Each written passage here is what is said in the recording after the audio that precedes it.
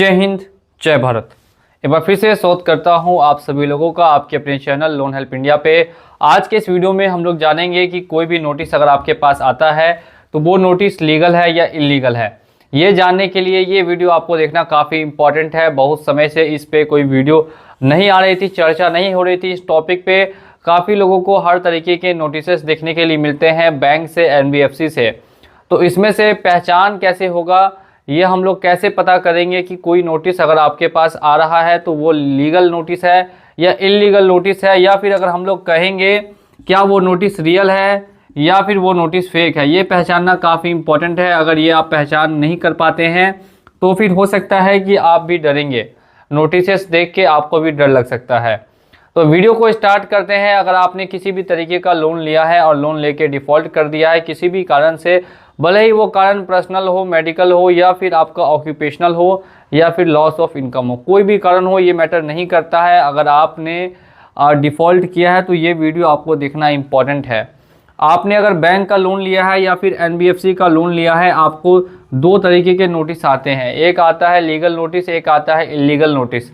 लेकिन इसमें फ़र्क कैसे पता करेंगे कि कौन सा नोटिस सही है और कौन सा नोटिस सही नहीं है। सबसे पहले स्टार्ट करते हैं हम लोग कि नोटिस कैसे आपको पहचान कर सकते हैं और किस किस चीज़ का नोटिस है वो कैसे पहचान करेंगे। देखिए, नोटिस की अगर आपको पहचान करनी है तो इसके लिए आपको चेक करना पड़ेगा उसका सब्जेक्ट क्या लिखा हुआ है, सब्जेक्ट में क्या मेंशन है। सब्जेक्ट काफ़ी इंपॉर्टेंट होता है।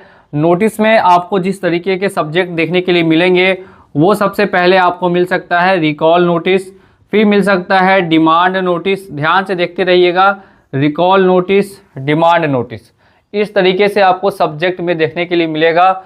और इसके अलावा अगर हम लोग बात करते हैं, इसके अलावा आपको मिल सकता है आर्बिट्रेशन का, ठीक है, आर्बिट्रेशन का मिल सकता है, कॉन्सिलिएशन का मिल सकता है, ठीक है, कॉन्सिलिएशन का मिल सकता है। ये सारे नोटिसेस आपको सब्जेक्ट में ये सारी चीज़ें लिखी होंगी।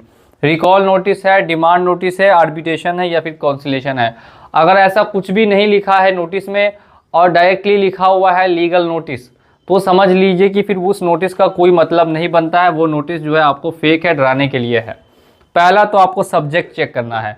और इसके अलावा भी दो तीन चीज़ें लिखी होती हैं। जैसे अगर मैं लिख दूँ यहाँ पे तो गार्निशी करके भी आपको लिख सकते हैं। और एक और चीज़ ये लोग मेंशन ये करते हैं, फाइनल नोटिस, ठीक है, फाइनल नोटिस, वार्निंग नोटिस। इस तरीके से जितने भी फाइनल नोटिस, वार्निंग नोटिस, और आपको दिखने के लिए मिलेगा सेक्शन 25 के अंडर में नोटिस। ये सारे नोटिसेस आपको देखने के लिए मिलते हैं।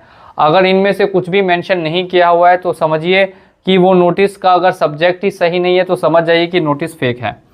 और बहुत सारे नोटिसेस को ये लोग एडिट करके भेजते हैं। एडिट किस तरीके से करते हैं तो वो 100 रुपीज़ के स्टाम्प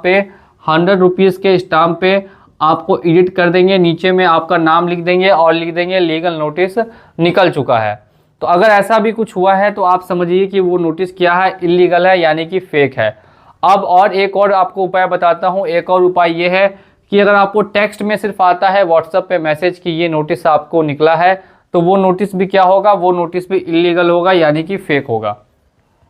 अगर वहाँ पे लिखा नहीं हुआ है, नोटिस में कुछ मेंशन नहीं किया हुआ है कि कौन कौन सा क्लॉज, कौन कौन सा सेक्शंस आपके ऊपर लगा है, या फिर आपको ये लिखा हुआ है कि पेमेंट आप अगर नहीं भी करते हैं तो आपको जो है उसको इग्नोर कर सकते हैं, तो वो भी नोटिस जो है आपको इलीगल है, यानी फेक है। अब अगर बात करते हैं लीगल, यानी कि जो रियल नोटिस देखने के लिए मिलता है वो कैसा रहता है। रियल नोटिस दो जगह से आता है। पहले तो समझना ये ज़रूरी है ये दोनों नोटिस कौन कौन से होते हैं। सबसे पहला जो आ सकता है वो आपको आ सकता है, सबसे फर्स्ट जो आ सकता है वो ज़्यादातर आता है एडवोकेट से। कहाँ से आएगा? एडवोकेट से। और दूसरा जो आएगा वो आएगा बैंक से, ठीक है, ये आएगा बैंक से। कुछ ही ऐसी बैंक्स है जो खुद डायरेक्ट नोटिस भेजती है, वो नोटिस आपको बैंक से मिलता है। और ज़्यादातर नोटिस क्या होते हैं, बैंक नहीं भेज के एडवोकेट की तरफ से भेजा जाता है। तो वहाँ पे लिखा रहता है ऊपर में एडवोकेट का कौन सा फर्म है, उसका क्या ईमेल आईडी है और उसका क्या एड्रेस है। दूसरा अगर आपको नोटिस मिल सकता है तो मिल सकता है बैंक से।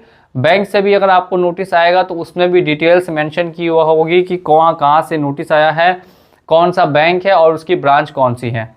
तो ये दोनों आपको नोटिस मिलते हैं। यहाँ पर आपको ये सारी चीज़ें लिखी होंगी, रिकॉल है, डिमांड है, आर्बिट्रेशन है, कॉन्सिलेशन है।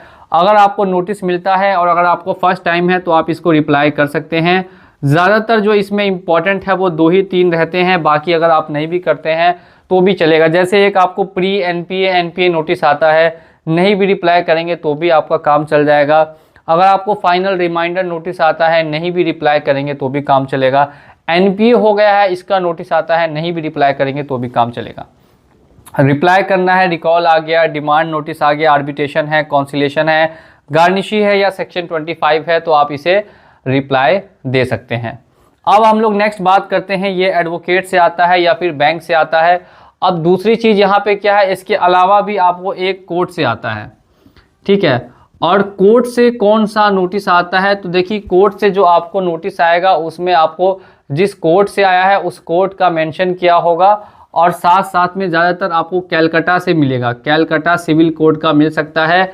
ज़्यादातर जो कंपनियां हैं जैसे रिंग, किस्ट, पूनावाला, ये सब कैलकाटा में ही केस करती है। अगर ऐसा कुछ होता है तो आप अब इससे चेक कैसे करेंगे कि ये रियल है या फेक।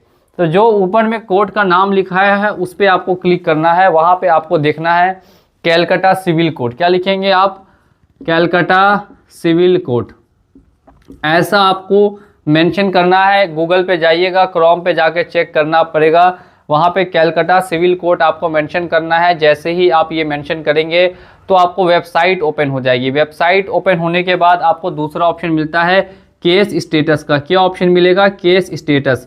वहाँ जाके केस स्टेटस पे चेक करना है, और लास्ट में वहाँ पे देखिएगा लिखा होगा पार्टी नेम। पार्टी नेम, आपको पार्टी नेम सेलेक्ट करना पड़ेगा। पार्टी नेम क्या है उस पर क्लिक कीजिएगा, और जो भी आपका नाम है वो वहाँ पे नाम रख के आप चेक कर सकते हैं कि वो नोटिस जो कैलकाटा सिविल कोर्ट का है उसकी क्या अंडर प्रोसीडिंग्स चल रही है, कब की डेट आई है, ये सारी चीज़ें वहाँ से आप चेक कर सकते हैं। एक बार फिर से मैं आप लोगों को समझा देता हूँ। इल्लीगल नोटिस जितने भी होते हैं उसमें आपको उनका सब्जेक्ट ठीक से मेंशन नहीं किया होता है, और साथ साथ में वो नोटिस ज़्यादातर आपको व्हाट्सएप पे खाली टेक्स्ट में आते हैं और ईमेल पे नहीं आते हैं। और तीसरी बात जो यहाँ पे मैं आपको बता रहा हूँ वो ये है कि जितने भी फेक नोटिसेस होंगे उसमें 2-3 लाइन ऐसी मेंशन की होगी कि आप नोटिस को इग्नोर कीजिए, please do not take it seriously, please do not take pay immediately, ऐसा कुछ भी नहीं लिखा रहेगा। मतलब वो आप लाइटली ले सकते हैं, समझ आइए टेक्स्ट वगैरह पे आ रहा है तो उतना ज़्यादा उसको आपको भाव नहीं देना है, उसे आप इग्नोर कर सकते हैं। वो सारे नोटिसेस फर्जी होते हैं।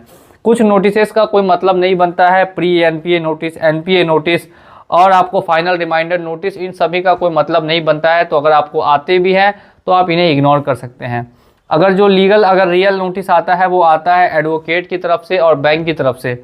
आपको एडवोकेट और बैंक की तरफ से ही आ सकता है और कोई थर्ड नहीं भेजेगा, यही ज़्यादातर आपको देखने के लिए मिलते हैं। अब इसमें रिकॉल, डिमांड, आर्बिट्रेशन, कॉन्सिलेशन, ये सारे आपको देखने के लिए मिलेंगे। अलग से बात करते हैं तो जो कोर्ट का नोटिस आता है तो कोर्ट के नोटिस पे आपको हाजिरी लगानी पड़ती है, जिसके लिए मैं एक अलग से वीडियो बना के ज़रूर लाऊंगा। इससे पहले अगर आप हमारे चैनल पे नए हैं तो चैनल को सब्सक्राइब करके बेल आइकन को प्रेस कर दीजिए। बहुत बहुत धन्यवाद वीडियो को देखने के लिए। मिलते हैं अगली वीडियो में बहुत ही जल्द। जय हिंद, जय भारत।